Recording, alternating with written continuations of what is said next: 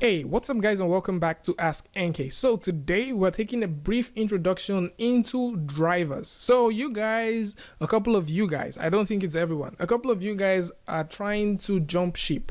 Either you're jumping ship from Blender to Maya, or you're jumping from Maya to Blender for some reason, whether educational purposes, work purposes, technical purposes, I have no idea.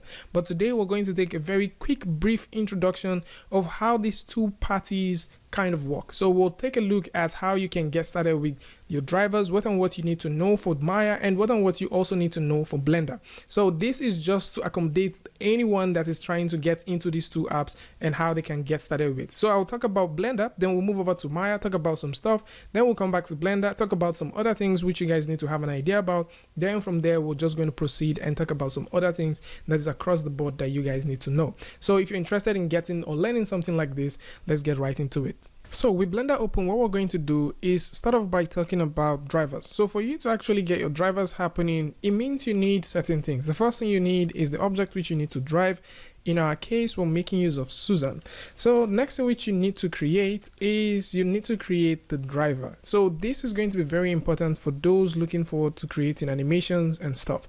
So right now, as we have this, let's say you want this object, whenever it goes up and down, you want Susan to rotate within the Z-axis. So for you to get this going, you need to first of all define the parameters that you want to work with. In our case, we want to simply work with the Z-axis, and one thing to also keep in mind is for you to get anything to be driven, it simply means that should be animatable. So for this, if I simply right click right here, you could see I have insert key, which means this is animatable and automatically I can add drivers to this. If I select Susan for example and also go over to the transform section and go down to this part which has to do with the motion part, you notice if I right click right here, I have nothing to keyframe, and at the same time I have nothing to add to the driver. So this simply means that whenever you have something that can easily be keyframed, then the tendency that you can drive that object is there. So what we want to do is we want to simply drive this. All right, so to get this going, what I need to do is to right click here, or you can actually press N on your keyboard. So once you press N on your keyboard, you'll be able to see the transforms. Then you can go through and right click right here and add driver. So let's actually do that from here. So if we right click, you can proceed to add driver, and once you click on the add driver, you would notice that you have this menu that pops up. Now with this menu right here, I'm just going to go through and explain a couple of things you guys need to know before you proceed to actually start making these drivers. So first things first, you'll notice we have the scripted expression, which is the type of driver setting that we want to work with. There's also a huge set that is here, but we're going to simply stick with this.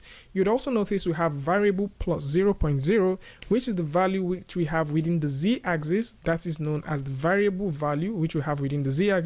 Plus 0.0 simply refers to plus 0 to whatever value we are going to be assigning to this. So if you want your variable to be variable plus 10, variable plus 20, variable plus 30, this is a float data type, which means that you can actually have decimal points across the board. So with this there, you can literally just put this to variable, which is just going to be normal variable as the expression which you have right here, plus nothing. You don't want to have any mathematics happening right here, so you can leave this as variable. Then from here, we can actually see that we have different input types. Now within these input types that we have from here, you can add as much as you want. So if you have multiple stuff that you want to control this object at a given time, then you can also go ahead and add them from here. So right here, we want to work with variable, and what we want to do is we want an object. In our case, we want our plane object, all right, within the Z-axis. So when it translates upwards and downwards, that is when we want our object to rotate. So we're going to simply click right here and go over to the section that has to do with Z location. And once I click on the Z location and specify the local space right here within the space section and click on the update dependency, what would happen is if I simply select on this and move this up and down, I would have Susan the monkey rotating. And this is actually going to make a whole lot of sense, as you can see this happening right here. So from here onwards, I can simply select this and press 0 on the keyboard and get this right to where I want it to be. Now in Maya, this is technically a little bit different. Of course, the whole idea is the same across the board when you look at these things from the fundamental part. So in Maya, for us to get this happening is I will go ahead and copy this by simply using the OD copy and paste, which will give me the ability to copy Susan the monkey from here and paste this over to Maya. So right now that I have this directly here in Maya, I'll just simply go ahead and create a simple plane. So for Maya, for you to get this going, what you need to do is right now I have this object selected. I would go over to the channel box where I have this, and from the channel box, the rotation which we want to have right here has to do with the y-axis. And if I simply select this and use the middle mouse just to verify that this is what I want, I can now proceed to select the y-axis, click over to where I have edit and click on edit expression. So once I do this, I will be able to have this dialog box that would pop out. Now, because we pasted this using OD copy and paste, our file name or our object name is known as temporary object.rotate y. So I'm going to simply copy this. And then the next thing which I would like to do is to simply select this object as it is. Once this travels within the y-axis, we would like Susan the monkey to actually rotate. So what we will do is simply select this, go all the way to translate.y, select this, use the middle mouse button to bring this right here.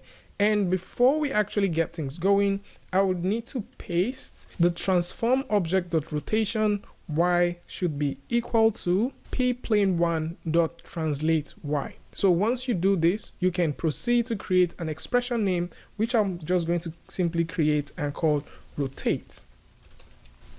And once we're done typing rotate, we can also proceed to click on create. So once you do that, you notice we have an output that is called rotate. I'm going to simply minimize this. And once I raise this up and down, you would notice Susan the monkey actually rotates. Now she's not rotating exponentially because of the unit of scale that we have. We're not getting that to rotate as much as we want.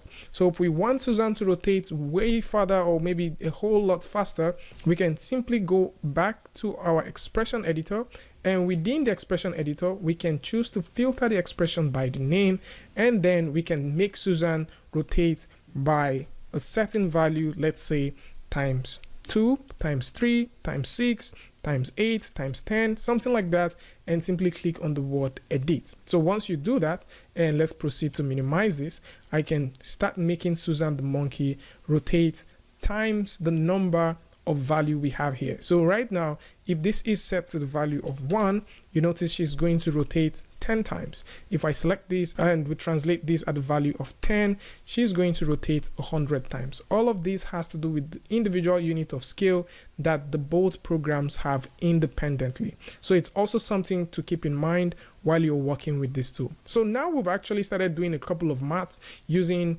Susan the monkey and the plane. How does this actually translate when you're working in Blender? So if you're working in Blender and you want to also do a couple of maths, or you want to open up certain things and start making some very interesting changes right here, how you can do these things are fairly simple. So right now, as I have this, I can choose to right click, and instead of going over to where I have my edit driver, which is going to pop this thing out, I can choose to right click right now and go over to this section and say open driver editor. So if I click right here, I have a brand new window that simply pops up for me. So with this, I can start making my changes, or you can simply, have an independent layout like this. Click over to this part where you choose your editor type, and then you can click on drivers. So once you click on drivers, click right here within the Z Euler rotation, you would also notice you have a tiny node here. And every single time you see this tiny node in Blender, it simply suggests to you that there is more. So how you can have access to this is by either clicking or pressing N on your keyboard, and this is going to pop out. So once this pops out, we can switch over to the driver section, and within this driver section, I can actually start making some very cool changes. Already you know that our object type is set to plane. So when you transform this within the Z axis, we would like to have our object, which is this, rotate. So we can now come here and set this to variable plus 10. So once we do something like this and simply update the dependency, what we can get is right now, because this is set to 0, it has automatically traveled by 10. So if we start moving this, you would notice that we're having even way more values as we travel across. So if I simply select this and set this to 1, you'll notice we have a huge rotation happening across. So right now I can simply select this as it is and go all the way and simply tap this out. So if I go back and select Susan the monkey, we can start doing some very interesting things from here. I can actually proceed to say I would like to get these to be plus 0.1, which is going to be something like this. I can also proceed to get 0.10, which is also going to be something like that. So if I simply start rotating this, you would also notice I'm getting some sort of feedback. So if you want to do some mathematical expressions right here, you can also proceed to do something like that. So with this said, let's also take a second look at something else that you guys would definitely want to try out. So with Suzanne right here, I'm going to press the delete key, hold down shift, tap A on the keyboard, and simply bring out a very simple torus. So we're going to use this torus for our example. Select this right here and simply rotate this within the y-axis. Okay, just to make sure that we have our rotation proper, press N on your keyboard, go all the way here and type the word 90 degrees. So with this done, I'm also going to simply move this all the way to the top. So we're going to simply create a simple circle, which is going to act as the controller. And what we want is when we translate this within the y-axis, we would simply want this tire to rotate. So these two apps handles this thing a bit different. So how you can get this going, you'll notice once I have a selection of these, because we've gone through to rotate this initially, if I choose to start rotating within the z-axis, we have a huge problem. Okay, if I also choose to say I want to rotate within the y-axis, that's a problem. You know, x-axis, that's a problem. Now, how do you set this thing to what you really want it to be? So because this is what we want to drive, what we're going to do is simply go over to where we have as object, apply, and simply apply all transforms, which is all of this transform, to delta. This is essentially what Blender sees and regards as freeze transforms. Now I'll tell you the big differences between this kind of freeze transform that you have in Blender versus what you have in Maya. So if we simply click right here and go over to this part called apply and simply apply all transforms to delta, or even just apply the rotational transform, to delta, what we're going to get is once we start rotating this is going to rotate properly for us. So what you want to do is to animate or simply create something that would control the way this tire moves. All right, so we're going to simply right click from here, go over to where we have as the driver, so we can say add driver, and instead of opening this right here, we want to show in the driver editor. So once we click show in the driver editor, we have this right here. So we would like to select this and we want to simply keep this as a variable, but this variable that we have right here says plus 0.0. We would like this just to be a plus variable. So let's go ahead and type this as plus variable, and we're going to simply set this as it is to a circle. We want this to travel within the y-axis, so we're going to select y, and same thing which we did earlier, which has to do with the local space. So we'll set this as it is, update, minimize this, select this object, switch over to the move tool and start moving this. But you notice really quick that this is moving towards the wrong axis. Now the reason why this is happening is because right from what we have here, we have this as plus variable, so it's going to add to the variable or to the value that we have right here. We want this to happen in reverse, so what we need to do is put a minus sign and simply update what we have right here. So once you do that and update it and select this right now, you'd notice this is rotating alongside with this as we travel through. So if you're trying to make a gear or you're trying to get something pretty interesting going, this is definitely going to be useful for you. So with this now, you'd also notice that because we're moving this object independently, this object is not moving. I know there's a whole lot of ways you can get this one going by rigging it, parenting these things and so on, but you can simply have this to follow it. So we can select this right here, go over to the constraint section, click right down here, and simply copy the location. So once we click on copy location, select the circle, we can say we want you to copy not the location for the z-axis, we only want you to copy the location for the y-axis and for the x-axis. You can still choose to set this and also click on offset to simply keep things very simple. So we can select this right now, and as we travel through, you will literally notice that we have our tire traveling through for, you know, for the ride. Okay, so you can have this happening. But then how do you make this happen in Maya? So for you to actually get this one happening, what we would like to do is to hold down shift and right click, same shift you have in Blender, and simply open up the torus. So we have this beautiful torus here. I'm also going to simply navigate and find this within the z-axis, and let's just type the word 90 degrees. So once you type the word 90 and, you know, translate this a little bit upwards, let's go ahead and bring out a very small circle, same circle you have, same circle we talked about, and I'm just going to also come through and make sure I have this thing as visible.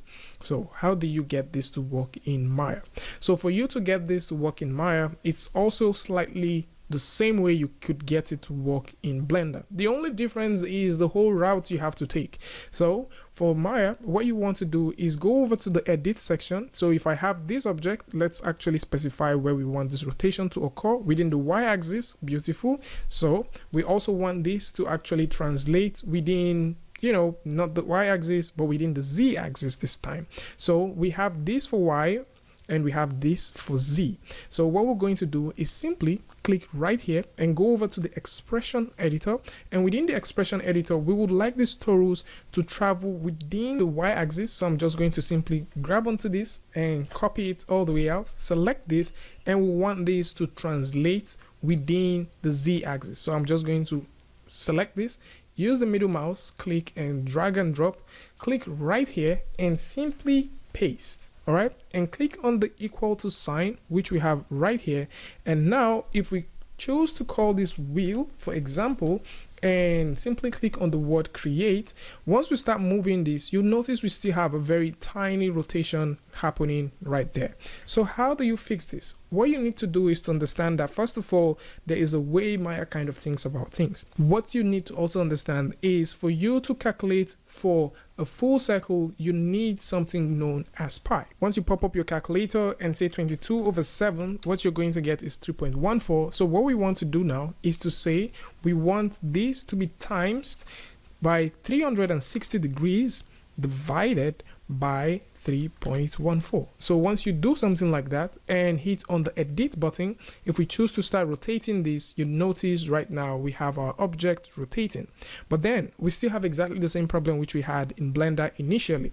So what we want to do is to put a minus sign right in front of this and then click on edit. And now once we start rotating this, it rotates alongside for the ride. And if you want this to actually follow this object wherever it's going, the exact same constraining that we did in Blender is also what we're going to do right here. So for you to get that going, you need to just simply switch over to the rigging section, which you can find your constraint. Click right here and you're going to find the constraint. So what we want to do now is we want this to be constrained to this object. We could make constraint based off parent, point, orientation, scale, aim, pole vector, and so on and so forth. But what we really want right now is for this to just simply follow this object wherever it goes. So for that, we're going to use a point constraint. So I'm going to select this object, then select this other one by holding down shift and click on point constraint. So once I click on point constraint, you would also notice we have exactly the same thing which we had in Blender. So to actually avoid something like this,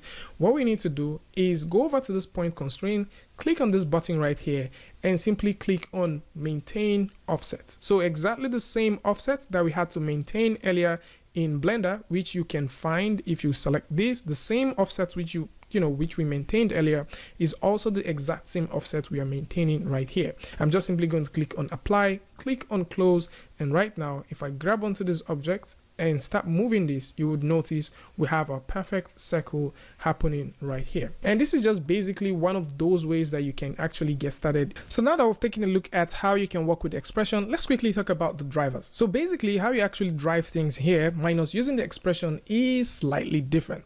So what you want to do is simply select on the object that you have. So for this, I'm just going to transform this all the way up and simply, freeze the transform. So I have a shortcut key to do that. We're also going to talk about freezing transform in both Maya and Blender, and also talk about the discrepancies you need to know about these two tools at every given time. So with this right here, the next thing which I would like to talk about, or the next thing which we would like to do, is come through and create a simple circle, and then go over to the edit section and simply set this driven key. All right, now that works in one way. This driven key would do you some good sometimes, not all the time, because the reason why I'm saying this is in most cases you might have to key different points you want to drive. Of course, there is also ways you can do that in Blender, but these are just the things you need to know. So for that to happen, you need to first of all click here, which has to do with the transform, go over to the edit section and set this as driven. If you're trying to find a window where you can easily do these things, you have to go over to animation and you need to go over to key. So once you click on key, set driven, you can click on this button right here just to get this out and click on set. And this is where you define the driver and the driven. So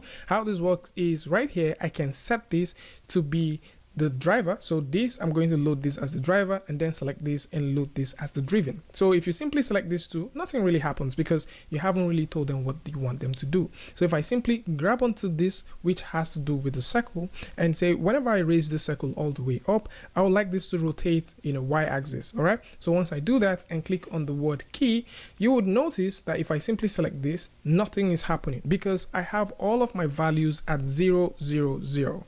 Okay, so what you need to do first of all is once you grab onto this object as it is, okay, you need to make sure that you've defined where you want it to be. So I would like this object, when it gets to a point like this, let's simply give a very good integer value, which has to do with 2, and I would like this other one to rotate, okay, within the y-axis. So I could select this right now and say I would like this to rotate within the y-axis to a very good integer of 180, which is about that, and with that selected I can click on key. So every single time I grab this object and rotate, you see we have this bounds and limitation thingy going on right here. So you can also choose to do something like this in both Blender and in Maya. The only reason why I'm showing you guys this is the word driver and driven in Blender is a bit different from what you get here, driver and driven, in Maya. So really briefly, for those who will be asking, like, how do you also limit certain stuff? Like right now, you notice if I'm raising this all the way up and down, we have Suzanne traveling up and down. So what if you want to create bounds? Let's say you want to get exactly the same thing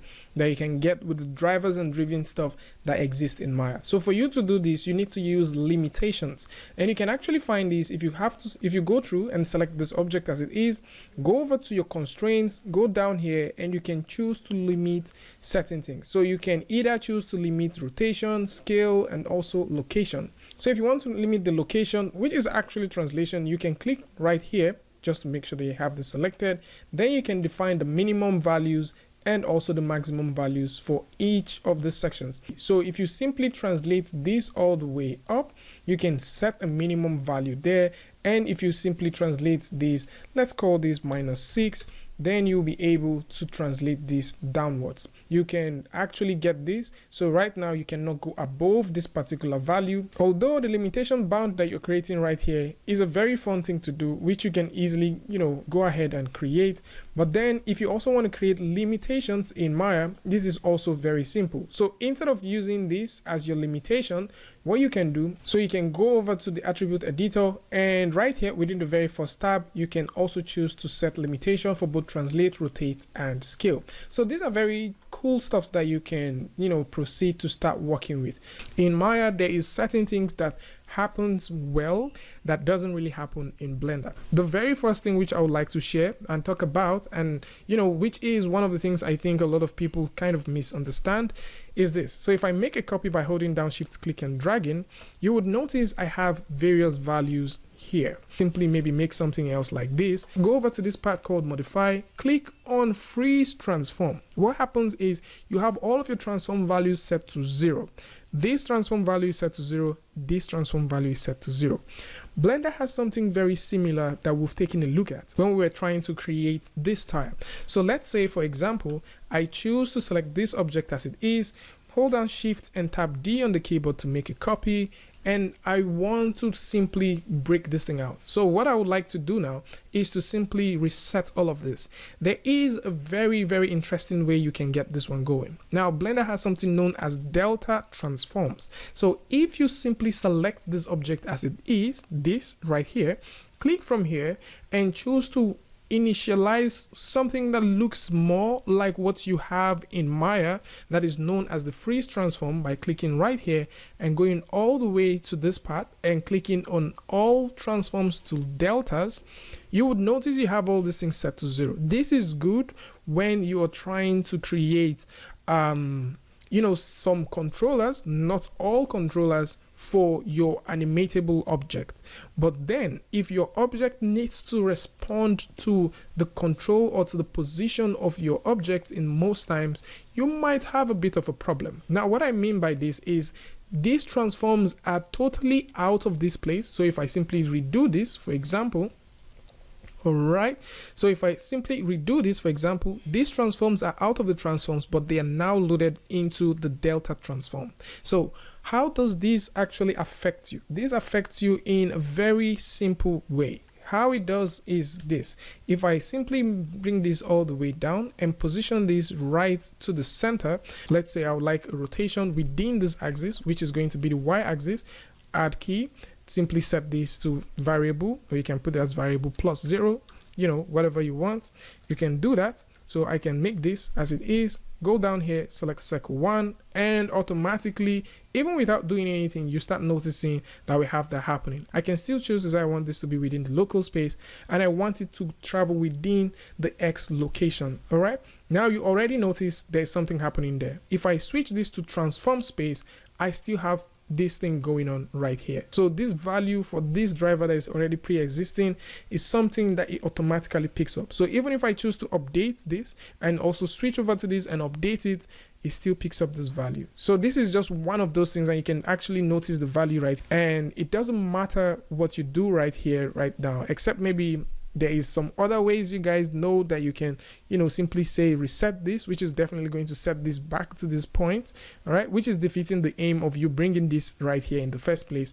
There is just, you know, literally nothing you can do. And yeah, this is definitely about it. I would like to know what you guys think about these things in the comment section. So if you want to start making cars, you know, tires, you want to start driving things directly in Blender, outside Blender, in Maya, or you're trying to, you know, cross through these different apps and see what is the thing that makes the both of them tick, these are some very cool stuff that you need to have an idea about before you start working in animation. And of course, you can also get some very cool stuff happening for you if you also want to be able to animate some things, because the joint based system is technically the same way with how you work with joint based system in Maya as well. So if you guys want to see more videos that has to do with animation and animation stuff directly in Blender and also in comparison with Maya and some other tools, also put that in the comment section and I will do best to get to you guys. And at the same time, if you want to see the comparison between Maya animation tool and also 3D Studio Max animation tools, we've also covered this in the channel, so do well to check those ones out. And this is a brief introduction into the driver stuff in case you want to start zooming into animations and, you know, start driving and drifting through so many things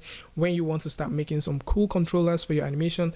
And that's going to be about it. Tell me what you guys think about this in the comment section. And of course, if you like this video or you learned something from this, you can go ahead and give it a like, and don't forget to share with a friend. And if you're new here, it's going to be amazing for you to hit the subscribe button and also turn on notifications so that you don't miss the next video or the next update. And until I see you guys again with a tutorial update, Free Friday, Tutorial Tuesday, tips and tricks, things like this.